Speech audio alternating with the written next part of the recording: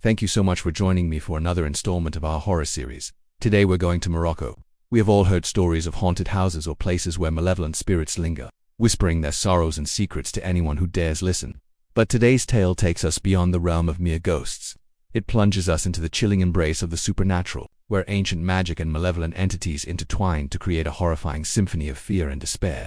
Our story begins in the heart of Morocco, specifically in the historic city of Fez. This is not just any ordinary town. No sir, Fez is an ancient place steeped in tradition, culture, and yes, legends.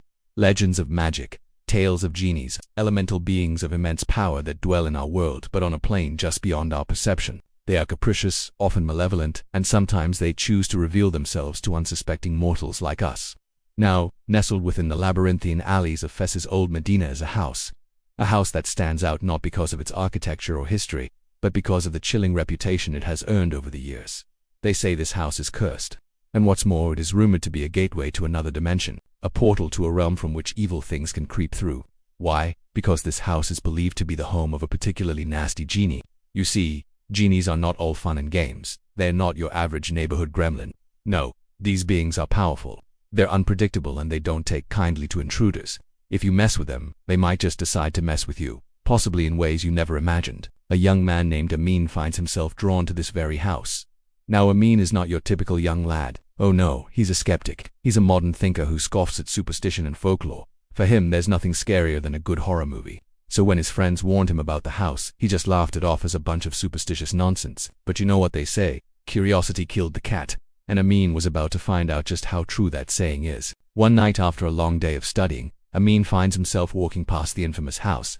The moon is hidden behind dark clouds. The wind is whistling through the ancient alleyways and the only light comes from the flickering lanterns hanging above. As he passes the house, he hears a noise, a whisper, a scratching sound. It's subtle, almost imperceptible, but it sends a shiver down his spine. What was that? He hesitates, his rational mind telling him there's nothing to fear, that it was probably just a stray animal or maybe just his imagination playing tricks. But something keeps him rooted to the spot. Could it be the faint glow emanating from behind the house's sealed doors? That's when he notices the chains. Yes, the door is locked, bolted and chained from the outside.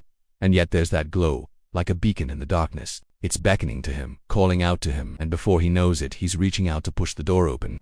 Now when Amin pushes open that door, he's not just opening a gateway to another room, he's opening a gateway to another world. Stepping inside, he leaves the world of logic and reason behind. This house isn't just abandoned, it's a tomb of sorts, a tomb filled with whispers, shadows and secrets best left buried. There's a heavy, cloying smell in the air, like the scent of decay mixed with something else, something sweet and cloying like rotting flowers. The room he enters first is a jumble of debris, broken furniture, crumbling walls.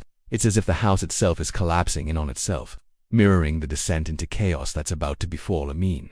As his eyes adjust to the gloom, he notices things, strange symbols carved into the walls, patterns that seem both alien and familiar, like fragments of a forgotten language. Then there's the mirror. Not just any mirror, but a portal to a realm where shadows dance and nightmares take form. And when Amin looks into its depths, he sees not his own reflection, but a terrifying mockery of himself, a creature twisted and distorted. It's as if the mirror is showing him what he could become, what the genie wants him to become.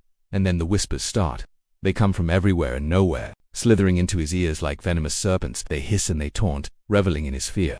And as the whispers intensify, the room starts to shift and change. Walls melt into shadows, floors buckle and rise, and the very foundations of reality seem to tremble. The air grows thick and heavy, pressing down on him like a physical weight. Panic starts to rise in his throat, choking him, clawing at his lungs. And that's when the hum starts, a low, ominous drone that reverberates through his bones, shaking him at his core.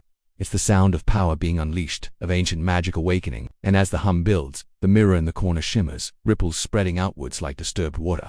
And from those ripples, something emerges. Imagine the most terrifying monster you've ever seen. Mix it with the most terrifying monster from your worst nightmares. And then add something uniquely horrifying, something that makes this creature truly terrifying.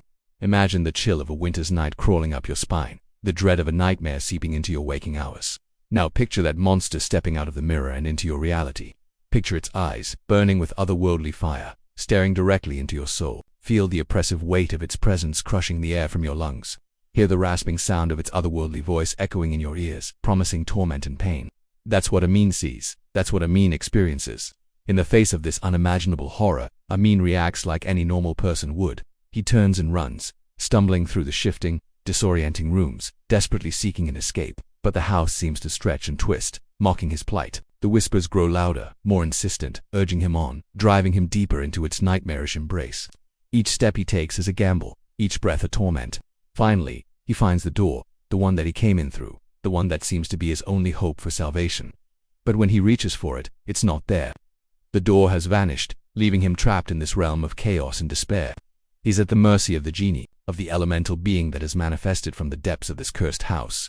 And as the monster closes in on him, he realizes there's nowhere to run, nowhere to hide. He's trapped in a nightmare, and the nightmare is only just beginning. To be continued next week.